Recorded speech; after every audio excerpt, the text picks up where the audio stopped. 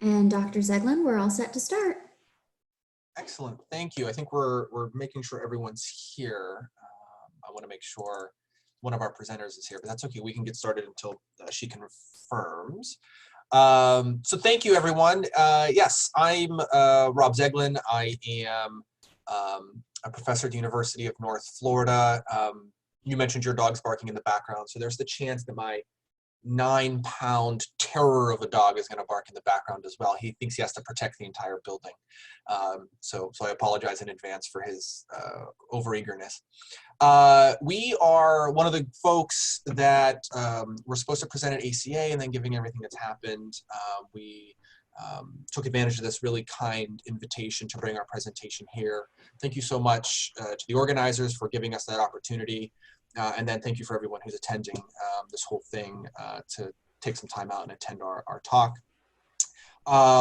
Really, the way that we structured this is it's going to be mostly Q&A. We really envision this to be an opportunity for us, and I'll tell you who us is in a second, and you're going to hear from all of us, to let you know what we're doing, what we see in the field, given that ACSSW is new, some exciting things that are about to happen for ACSSW, and then really just have a Q&A. That's what we proposed to ACA, that's what it got accepted, and that's what we want to do for you all here today as well. So I assume you can type your questions to the group moderator, and then maybe they can communicate those questions to us. That way everybody's not like talking over each other. I know how these Zoom meetings have gotten in my classes, and so I can imagine with 80 some people, it can get a little loud. So if you can type in your questions to the moderator, that might be a helpful way for us to funnel those through, and then we'll let that person ask the questions through audio. Sorry, moderator, for now volunteering you for that job, but it's the most important job of all. So who are we? In a second, everyone's going to introduce themselves because we all have a section, but we are the Executive Council for ACSSW, the Association of Counseling Sexology and Sexual Wellness. We started a couple years ago. I'm not going to steal thunder from anybody that's going to talk about this in a couple minutes, but we started a couple years ago, and we are now seeking and are very close to sending in our submission, our application to ACA to become the next, starting off as affiliate organization, and then of course the next step after that would be a division, making us soon, hopefully, to be the newest division of ACA. Again, I don't want to step on any toes because we are going to give you a full presentation of who we are in a second. But the folks that you see, the names listed there, that's the executive committee of ACSSW. We are the ones who have been working together to pull everyone together, and we've had such a tremendous response. It's been so cool to see this grow over the last year. So everyone you see there is going to talk today. We can get started with our first part of this, which is going to be from our secretary, Shannon, and she's going to talk to you a little bit about the clinical gaps that we're seeing in the field of counseling sexology and sexual wellness. So Shannon, I will turn it over to you, and then I'll give you the buzzer at your 5-minute mark. That way you can freak out and then hurry up.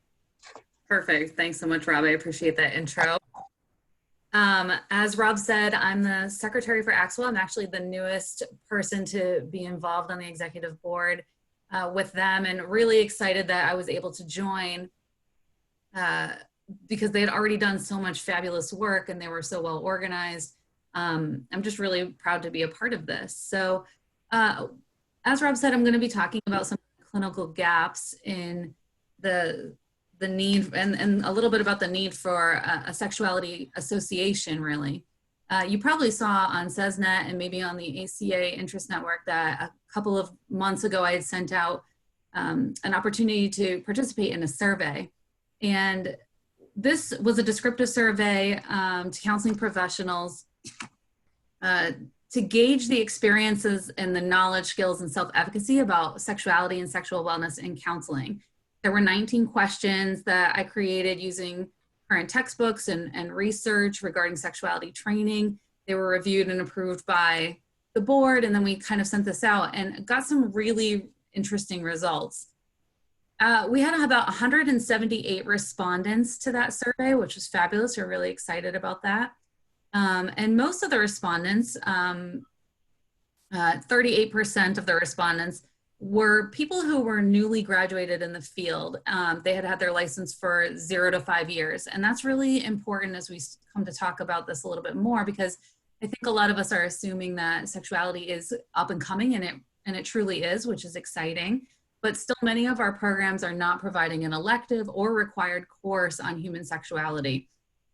So getting into that, about 83% of the respondents did not have a required course on human sexuality in their program, and 71% didn't even have an elective course. And those that did have an elective course, only about 24% were able to take that. We know a lot of that has to do with like the 60 to 66 credit master's program that most of us are in. But that's really important. About 57% of the respondents said they did not have a model of sexuality to work from. And when we're talking about clinical gaps, that becomes really important. We had a lot of questions about levels of confidence in different pieces of sexuality, and I won't talk about all of those because that would use up the full 5 minutes just right there. But basically what people are saying is that they need training and that they're looking for training, but there is no governing body within the American Counseling Association to provide those trainings, which is where we saw ourselves coming in and what we're working on. So the fact that the majority of our respondents were newly licensed in the last 5 years says a lot about the fact that sexuality training is not currently happening with counselors. Many did not have a required course or an elective course on human sexuality, and if they had the course, only a quarter of them took it.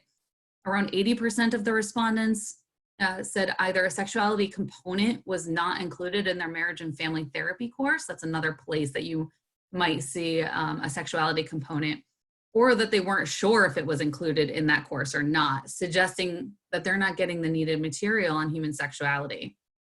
Around 75% of the respondents either didn't have a model for addressing sexuality, with 30 to 40% of the respondents hovering around feeling confident in addressing various topics of sexuality. And this is a concern, as sexuality is part of the human experience. It can't be ignored. We have to bring it into the counseling room. And it represents a call to action for counselors to really address this at a systemic level. And so we were really excited to be able to look at the results of this survey and see, I say excited, we were excited to see the results of the surveys, but also a little disheartened because there is such a huge gap. So Rob, I think that's all I had. I'm going to turn it back over to you. No, I appreciate that. Thank you. So the next part is the research gaps in the field of sexuality, and that's, you have to listen to me now for 5 minutes more. The big thing that I think, and I'm going to piggyback off what Shannon has said, is that the counseling field, within the field of counseling, we don't have best practices related to sexual health and wellness. There's no, if you are a practicing clinician, you would have to go outside of the field to be able to find any kind of language around best practices related to any kind of sexual health and wellness. The exception to that, of course, is the really great work being done by Algebra, because sexual identity is, of course, part of sexual health and wellness. It's a part of holistic sexuality. That aside, because they have been doing that really well for a long time, but anything else dealing with sex and sexuality, a practicing clinician would have to go outside of the field of counseling to find information about how to handle anything related to sex. Social work has been doing it for a long time, and so most of those folks, or most of the resources that you're going to be able to find, are coming from that kind of social work context. Sorry, I got distracted by the text going on. I'm easily distracted. The other thing that we realized is that there's no real body, and I think Shannon said this too, there's no real body within ACA that can speak publicly with any kind of authority on sex-related issues that might come up in society. So for example, one of the ones that we hear now that's come up a lot, I think it even came up in a Counseling Today maybe 6 months ago, is the idea of sex addiction. A lot of folks in the sex therapy community, and even ACSSW, the leading organization that certifies sex therapists, they have come out kind of admonishing the idea of the concept of sex addiction. Not saying that troubled relationships with sex don't exist, they certainly do, but the idea of sex addiction has largely been, I don't say discredited, that's the wrong word, but admonished by these leading sex therapy organizations. But there's no one within ACA right now that could even issue such a statement, that could speak with any kind of authority on those things. And we could, that's just one example that I bring up as to exemplify the idea that there's nowhere to turn. There's no authoritative voice within ACA to be able to speak on these things. That's where research comes in, being able to make evidence-based, medically accurate, non-stigmatizing statements and positions on sex and sexual health related issues, and even being able to properly place sexual health within holistic health, which the counseling field says that we love. We say we love holistic health. We say we love a developmental model, developmental work. But if you look at the holistic wellness models that a lot of us use and have been taught, sexual health is almost never included. And if it is, it's almost always either heteronormative, repronormative, or partner normative, meaning two people. It doesn't include poly.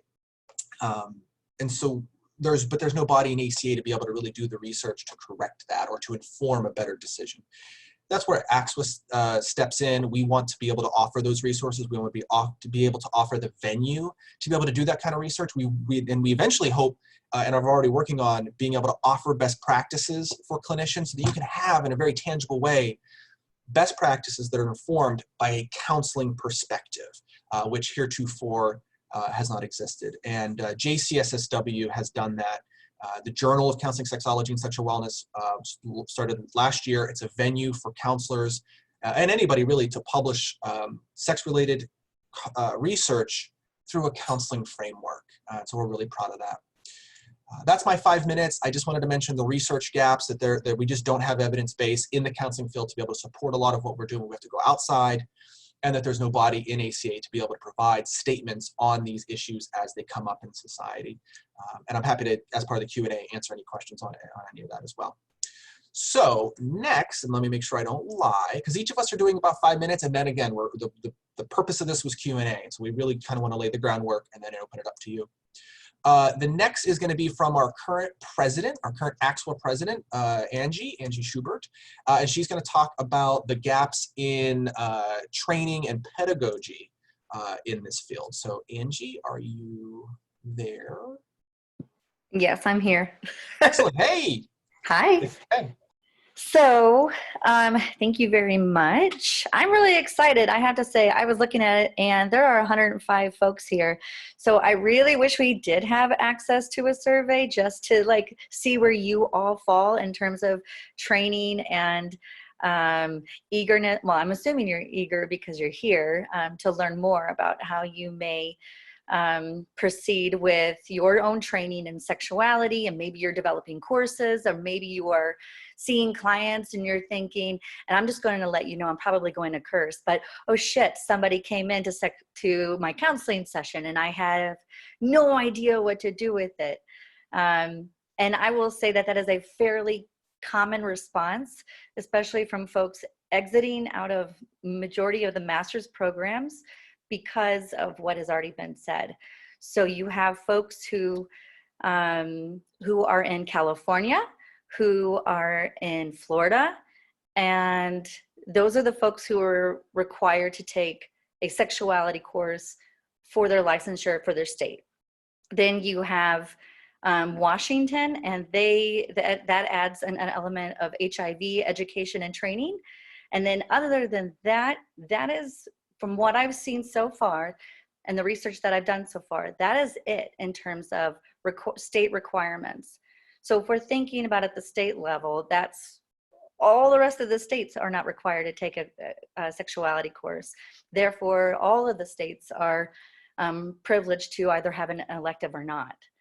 When you think about that, and then you look at sort of the even bigger picture of what that even means in this country anyway, the majority of the states are not even required to give a sex education class to younger folk.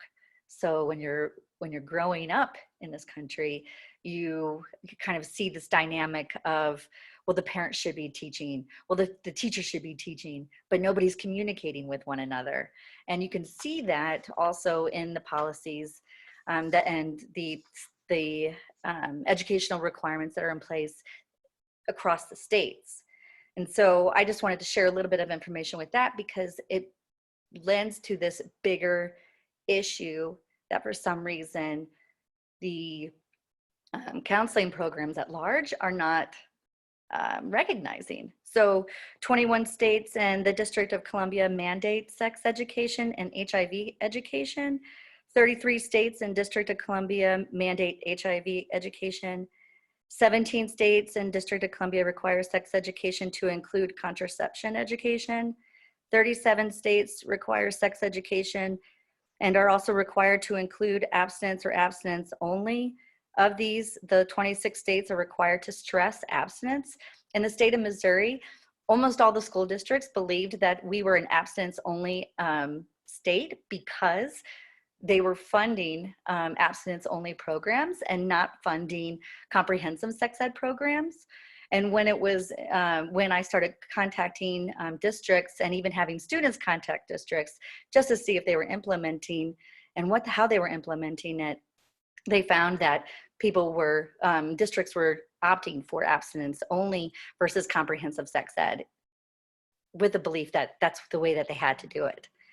11 states require only abstinence to be taught. 11 states have no mandate for sex education or abstinence only. So considering that, those people grow up, they get super excited to help people, they go into a counseling program, they get the base, the foundation material in order to be in tune with oneself and to be in tune with others. They learn how to show and demonstrate unconditional positive regard.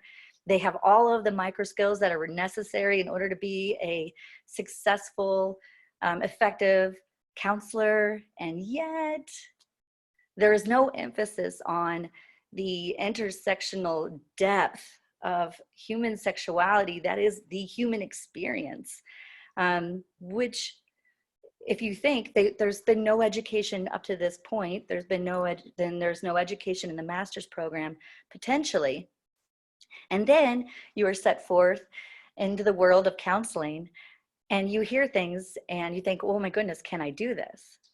When you look at Jack Annan's implicit model, the very beginning is permission giving. And that is simply just even with intake and with providing the right language to give permission, communication, all of those pieces, right? So when we look at what we're trying to do with ACSSW specifically, regardless of whether we become a division or not, regardless of where this all goes, we have a collective belief that this deficit is causing counselors and the field at large to be at a major disadvantage in comparison to other fields, because we're not acknowledging it, we're not recognizing it, and we're not embracing it. So we, in the educational piece, we know that we need to provide at least training on just learning how to say words and being comfortable with words. A 12-year-old talking about giving blowjobs, or a 14-year-old talking about not being certain about their penis, and being comfortable with that language at the very basic, like if you think unconditional positive regard, does my face say unconditional positive regard? Like you have so many nonverbal expressions that could be addressed. So we're looking at training in terms of identifying what are the basics, what is the basic fundamental language or education that you need in order to be the successful you that you need to be, right? So we are supplementing it with videos that we're putting together for YouTube so that teachers and counselors can supplement that material into their classroom experience. We have LGU, which is Let's Get Uncomfortable, and Karina Hayward and I were co-hosting that over the last year, and we talk about a variety of topics that have popped up in our sessions. And up until this last year, I actually hadn't identified as a sex therapist, and I was still getting folks every single day wanting to talk about sex to one, in one variation or another. And then looking at just like sort of the basic competencies. So if you are going to take a sexuality class, what are the basic pieces, best practices that you need to know in order to leave the classroom thinking, yeah, I got this. There's nothing that's going to prepare you for somebody being open and raw and expressive about something related to their sexuality, especially if it's outside of what you know.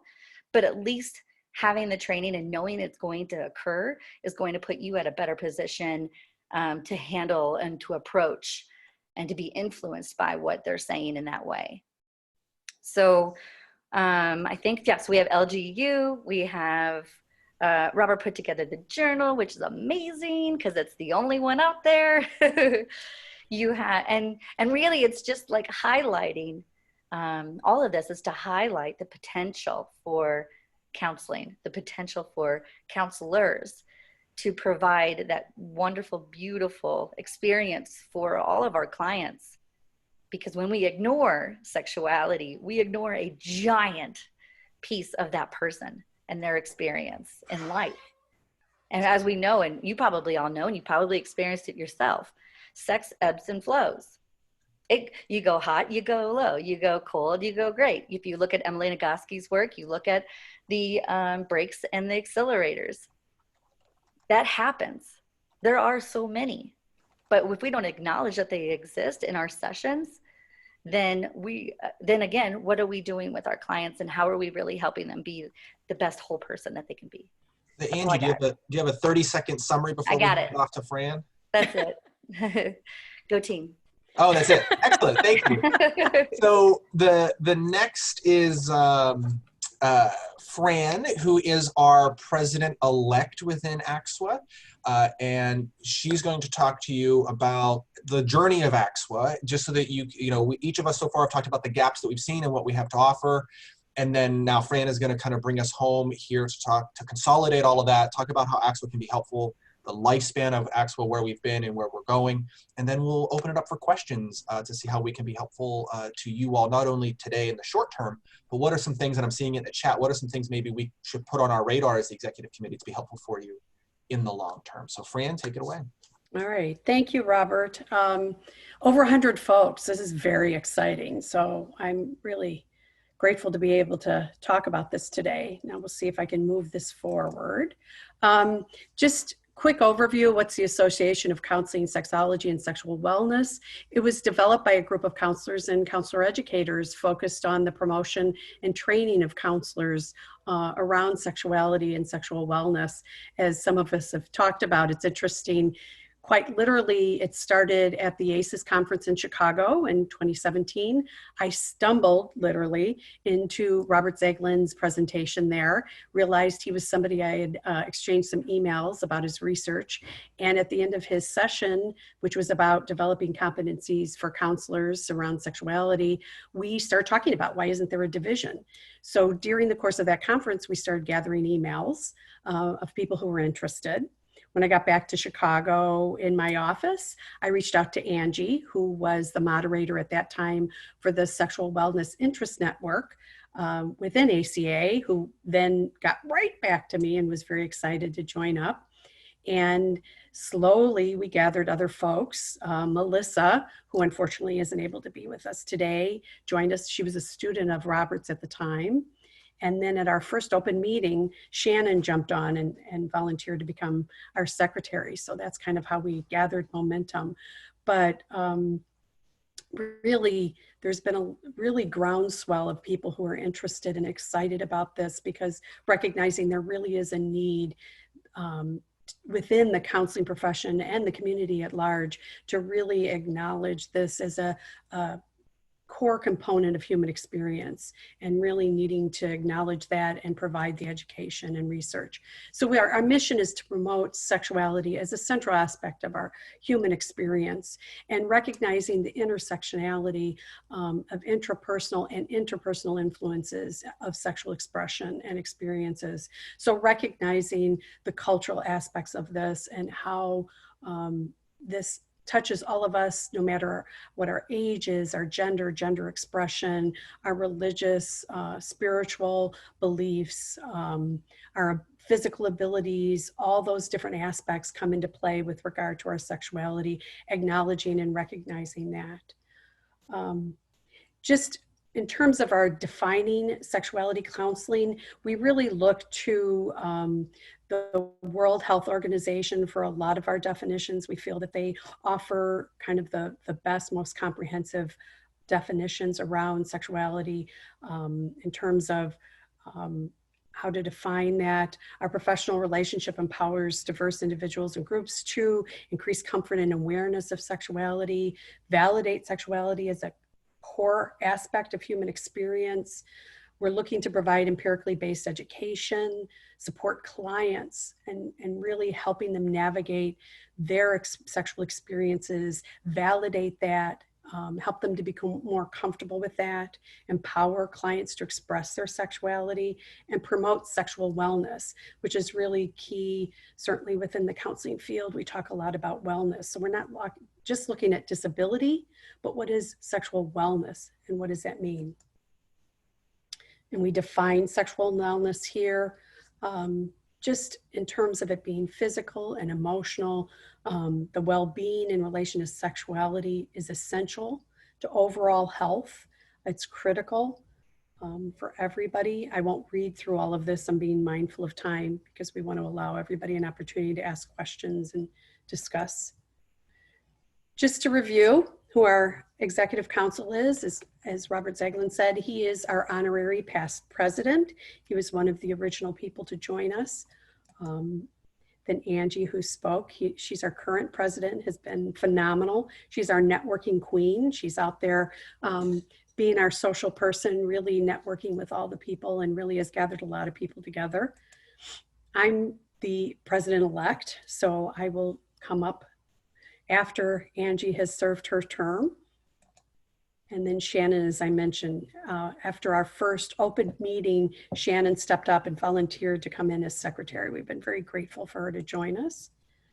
Melissa, who unfortunately wasn't able to be here today, as I mentioned, she started as a student, graduate student with Dr. Zeglin, and has now since gone on and is working in the field, which is why she can't be here today. She's done a lot of work with our social media, so she's been pretty wonderful. She's our treasurer.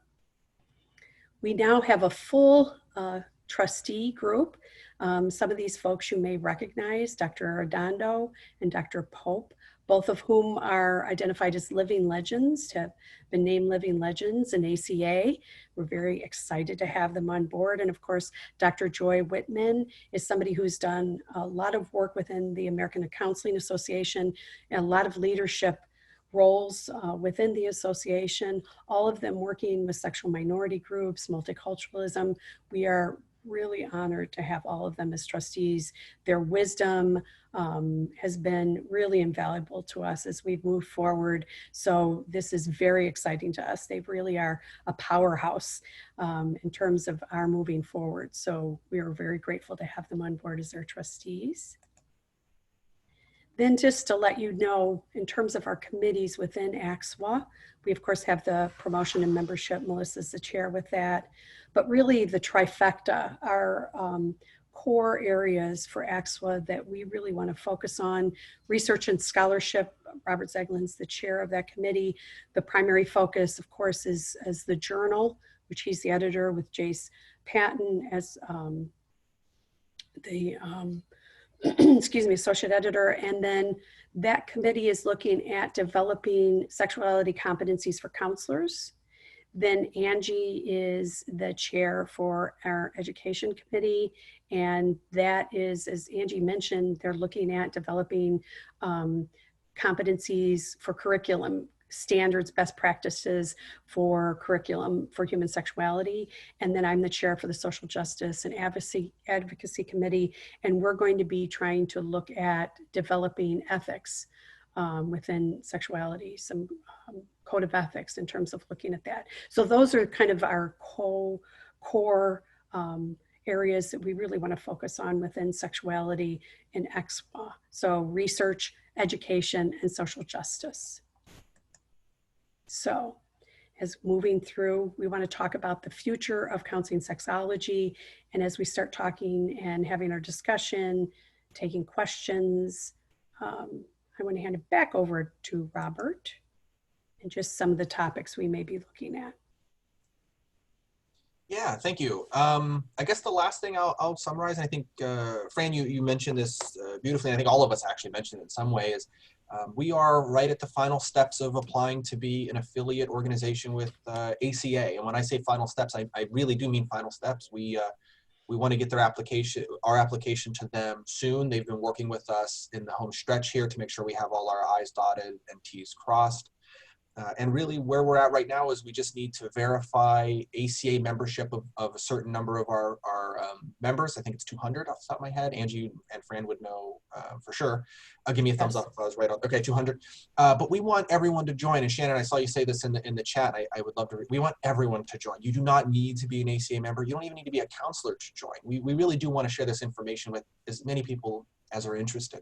But in order for us to get our application approved to become an organizational affiliate, which is step one to becoming a division, we need 200 ACA members to be members of ACSSW. That's just an application requirement. So we're not limiting it to ACA, but those are just the numbers that we'll need for our application. But please get the word out to your students, even if they're not ACA members. Get your word out to students. Please get your word out to colleagues.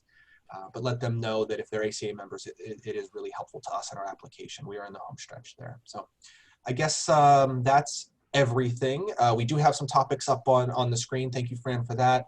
And I realized at the beginning, I didn't know that there was going to be an open chat. And so actually, moderator person, it looks like you won't have to be the goer througher of the questions. I guess maybe I can pick out a couple questions that pop up and I'll turn it over to the EC to answer.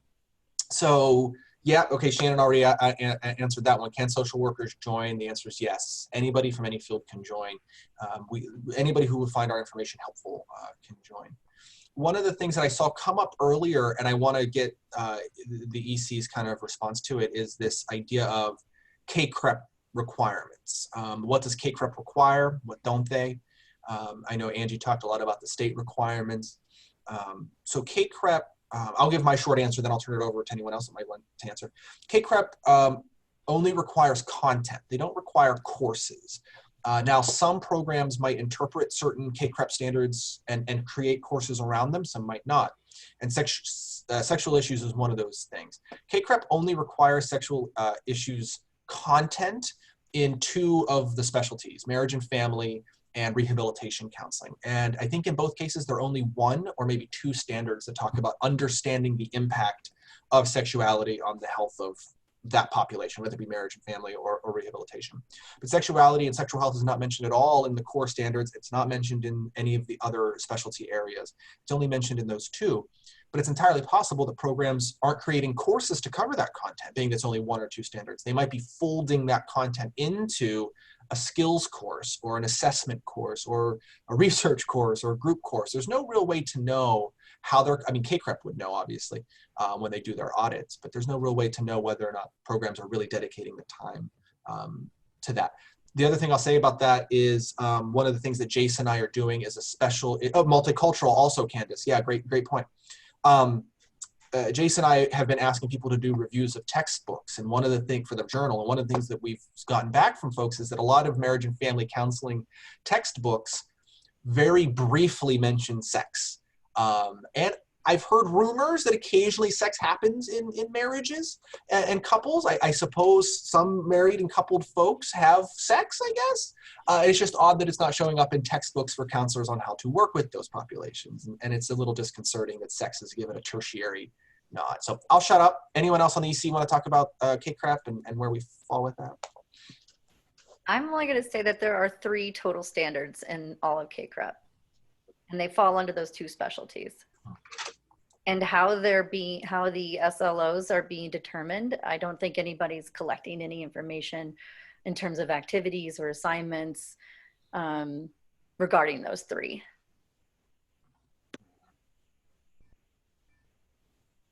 Yeah, I was just going to add that for marriage and family counseling, which is under Section 5, it's only Section F2E, which says human sexuality and its effects on couples and family counseling. And that's it for marriage and family counseling. So it's just like 1 very short sentence. Am I muted? No. To go off of this conversation, there was a wonderful article written recently. I'll try to find it, and I think I can link it in the chat. I'll just add the link from Sanabria and some colleagues who, yeah, here it is, who wrote an entire article talking about how to infuse human sexuality content across the curriculum. It's a super handy article that even if whether you're required or not, I put the link in the chat, to cover this content. I still think for any of us that are interested in this topic and maybe want to fold it into the courses we've been assigned, I think the Sanabria article, Sanabria et al. is a wonderful resource. So yeah, Christopher's mentioning the culture. So maybe that is something, and Angie, as you're thinking about your role as the chair of that training committee, what is on your radar about the culture and climate of the university within which this course or content would ideally be taught? How is that folding into the decisions of your committee? Well, I think by and large, we have folks who are already counselor educators who are participating in that committee. And it's usually, and the people who are volunteering for it are those who were tasked with teaching the human sexuality class, and they don't have any background. So they are comfortable with broaching it, but they want to know exactly how to do it. So we're developing basic guidelines and competencies to help counselor educators teach the class, because more than likely they've kind of fall under that same pitfall of not having really any formal education or training in it. And then the best practices in terms of teaching the class. Like, so what should the teacher have in their wheelhouse already? And then what should the students leave the classroom knowing? So those are the two pieces that we're looking at in terms of training, because we're looking at the counselor educators, because again, they fall under the same hat of not getting any formal education, not having any formal education. Thank you. Anyone else? Any thoughts on that? The culture and climate of the university? Well, oh, and I just want to add, like, it does depend on, and I guess all that to say is that if you're not interested, if you are scared of the topic, you're more than likely not going to engage in any type of formal training or education in that. And as much as I would love to knock on the door of every single person who's uncomfortable just to have a nice casual conversation about what that might look like, and not to say I haven't, but I think we can only do as much as possible until Kakkar makes it a bigger requirement than what it already is in terms of standard outcomes. But I will also add to that in terms of the other divisions in ACA. I have been meeting with several of the presidents, including LGBT, AMCD, group work, addiction, and the interesting thing is that they all And ACES? And ACES, and all of them have all agreed that this is an important topic, that we're talking about the culture, and we're talking about more than orientation and identity, and really we're talking about the human experience and how that plays into all of it. So my goal is to get everybody. I think it's interesting you mentioned that, because one of the questions was, how do we differentiate ourselves from LGBT, which is the LGBTQI group within ACA? And I think it's really important to recognize we're talking about human sexuality from a very broad perspective, right? It's also looking at people who may be cisgender or heterosexual. It's not just from the perspective, it's not just about sexual orientation, right? It's about different aspects of sexual behaviors. It's across the lifespan. It's looking at cultural aspects. It's really taking into account a really broad look at human sexuality, looking at all these different aspects. It's really taking into account intersectionality. So I think that that's really important, rather than looking at a certain aspect of sexuality, which I think that particular division does. And I think it's really critical. It's an important piece of it. But I think our group really broadens that discussion. And I think someone asked that question, Fran, you may have referenced the question actually of how to from algebraic. And so Shannon, I wanted to give you a chance to field that question to see if you had any thoughts on how do you see us being different from Algebra. Yeah, I think Fran really hit the nail on the head with her response that it isn't just, sexuality isn't just about sexual identity, it's also just about the sexual experience, right? And all of us, even if we identify as asexual, have some relationship with sexuality generally. And so having a place to identify and talk about that, to talk about poly couples, polyamorous relationships, open relationships, and all that for both cisgendered heterosexual people is really important to the mission of ACSSW as well. So I thought that was really great. I also just want to say thank you to the 12 people who have just since this conversation started joined ACSSW. So we're really excited about that. Yay. Excellent. So that means there's 101 more who need to rush over there and sign up. But that's assuming they haven't already joined.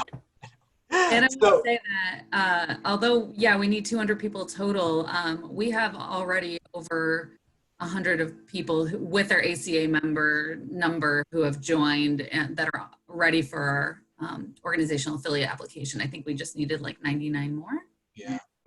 So technically we have 270 ACA affiliated members.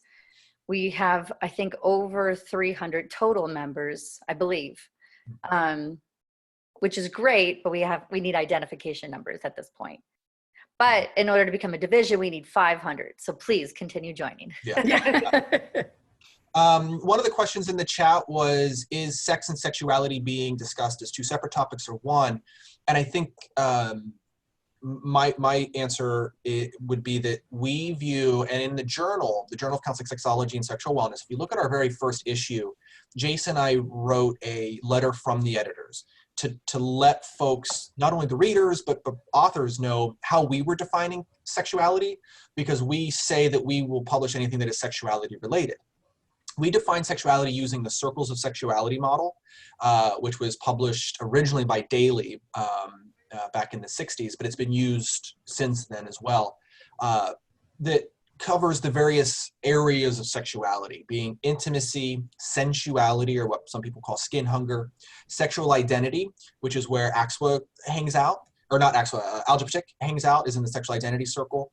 Sexual health and behavior is part of sexuality. And what the Circles of Sexuality theory calls sexualization, but that's the deployment of sex in some way. And that can be something like what we often operationalize as withholding sex as punishment in a relationship. And that can be, the media messages around sex and sexuality. That can be sex work. That can be sexual assault, sexual trauma, sexual abuse. That all goes in that last circle. So anything from intimacy to sensuality to sexual identity to sexual health and behavior, and sexual health and behavior includes kinks and interests, likes and dislikes, yes, no, maybe lists, turn-ons, turn-offs. It also includes things like condom awareness, STI testing, so all that, and then sexualization. That's what we consider to be sexuality. We also use the WHO, the World Health Organization definition of sexuality, which if you read it, it's very comprehensive in what it includes in sexuality. It has everything in there from, I think they cover words like interests, desires, that's all part of sexuality. And so when we say sexuality, we mean the whole bucket. Anything that makes you a sexual person is sexuality. What a lot of people call sexuality in the model of Circles of Sexuality is actually sexual orientation and romantic orientation. So when you hear some folks talk about the word sexuality, like, what's your sexuality? They are talking about sexual orientation, romantic orientation, which is part of the circle called sexual identity. Again, if you have any questions about that operationalization, it's in the first issue of JCSSW. I'm going to shut up and let other members on the EC answer, but the other thing I'm going to do, that question called to mind an article that I wrote, sorry, shameless self-promotion, that I'm going to add that lays out a theory of 10 domains of competency, and it talks about this distinguishing between sex and sexuality. So I'll add that to the chat as well. But other members of the EC that want to answer? Question? You did a great job. All right. So someone did want us to speak on how we place, and I'm trying to find the question. What discussions are we having about sexuality and sexual trauma? Like, what will be our conversation as an organization? What will be our conversation about the role of sexual trauma within sexuality?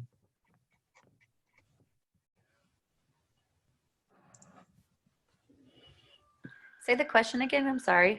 What will be, as an organization, I scrolled down, so I lost it already. What will be our discussion around the role of sexual trauma within sexuality? I guess this person just wants us to speak a little bit about how we as an organization are conceptualizing sexual trauma. How will we approach it? Are we going to do anything around sexual trauma? What can we offer our members and the field related to sexual trauma? I saw this question earlier, and I think that it was really great. Just what are the discussions around sexuality and sexual trauma? This is something that we did ask in the survey, and many people felt actually really comfortable talking about sexual trauma. I think part of that is because it is it's moving more to be societally acceptable to talk about sexual trauma, especially with the #MeToo movement that's been going on. I think there's more of a place, and that is something that we do tend to talk about in a counseling relationship, right? Somebody is coming to counseling probably because they've had some sort of trauma, and sexual trauma could be one of those components. However, it tends to be kind of restricted to just sexual assault and rape, and there are many other types of sexual trauma that we want people to be aware of and ready to talk about. I'm sure Angie and Fran have things to say, so I'll.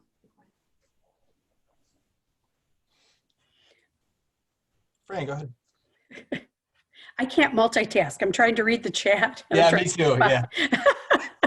So it's part of the problem. I think, just as Shannon said, I think it's certainly, again, part of the entire experience. It's certainly talking about consent and all those other aspects of it, and really being responsive to people in terms of their own experiences. I think, having taught human sexuality myself, I have an opportunity to co-teach it with my wife.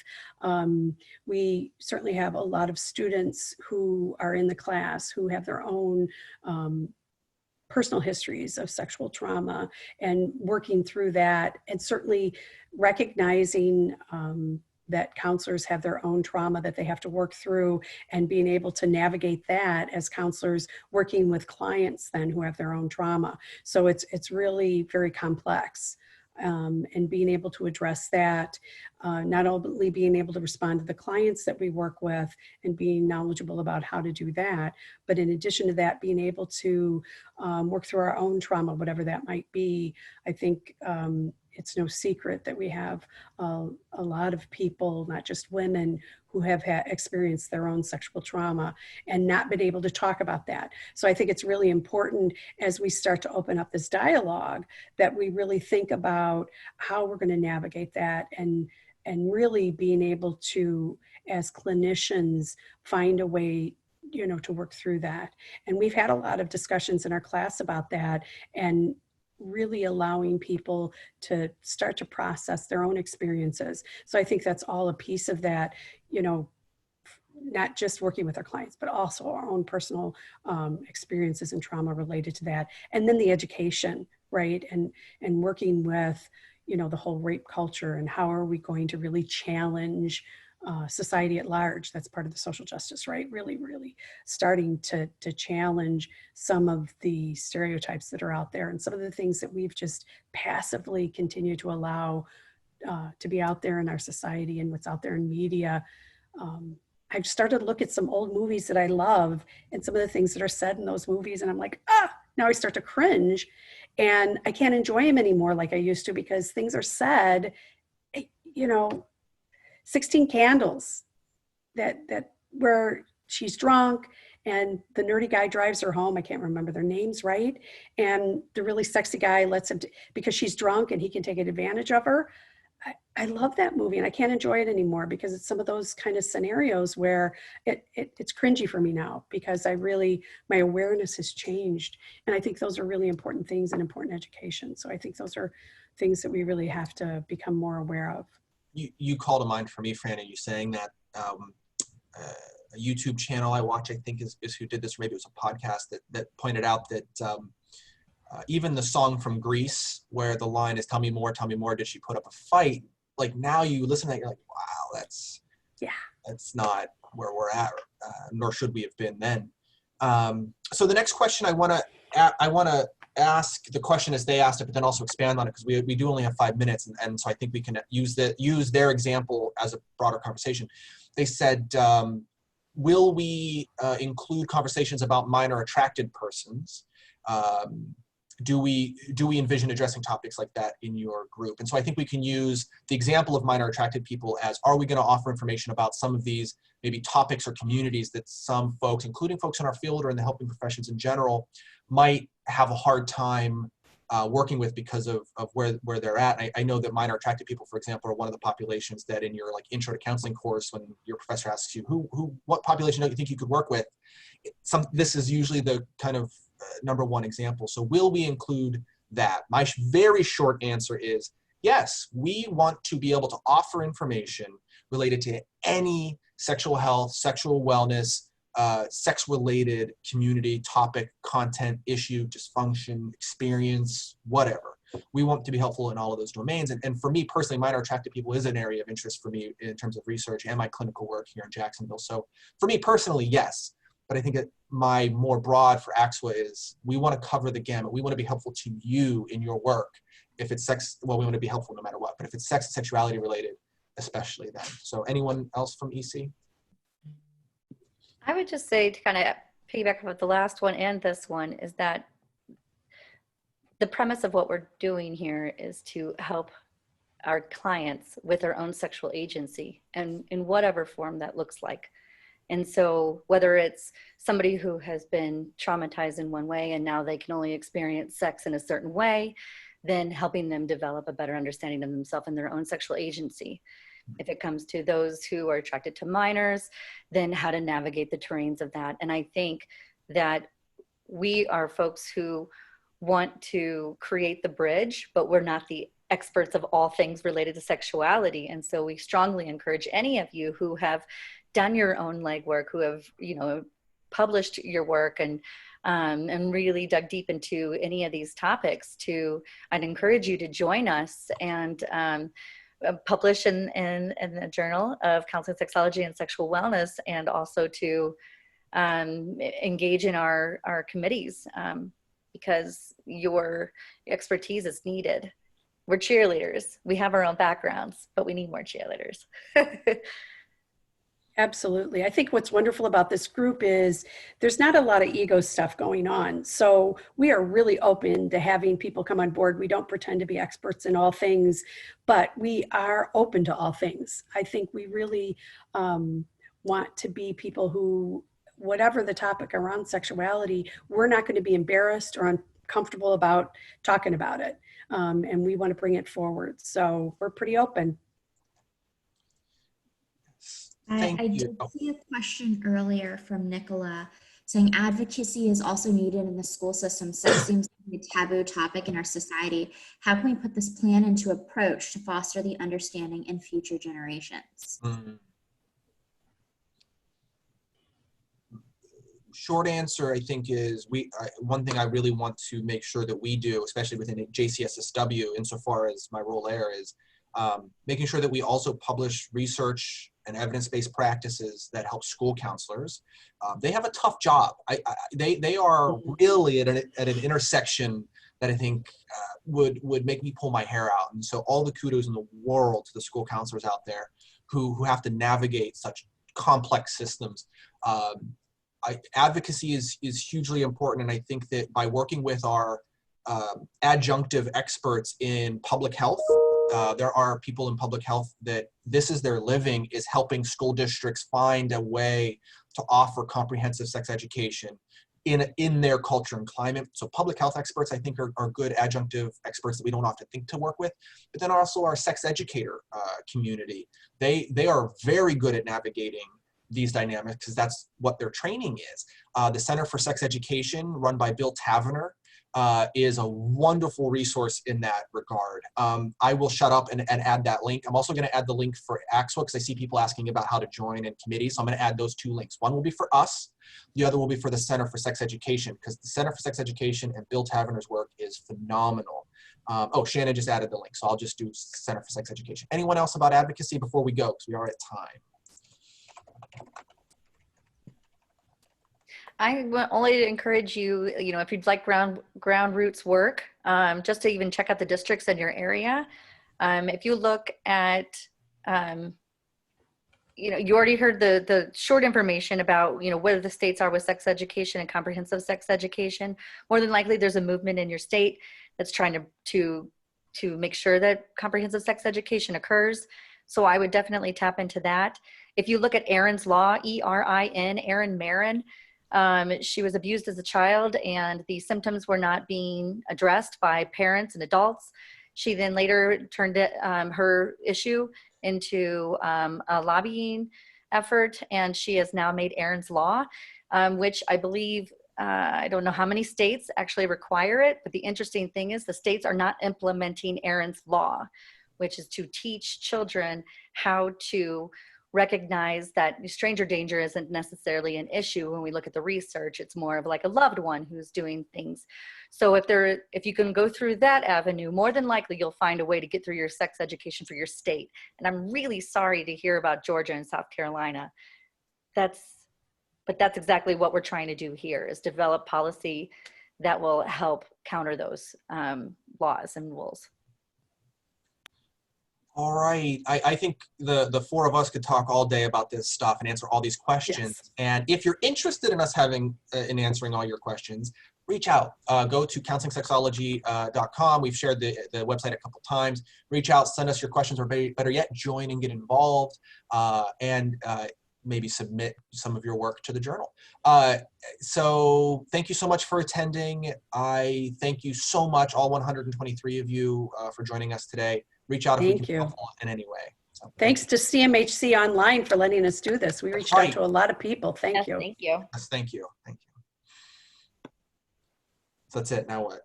Yeah, now what?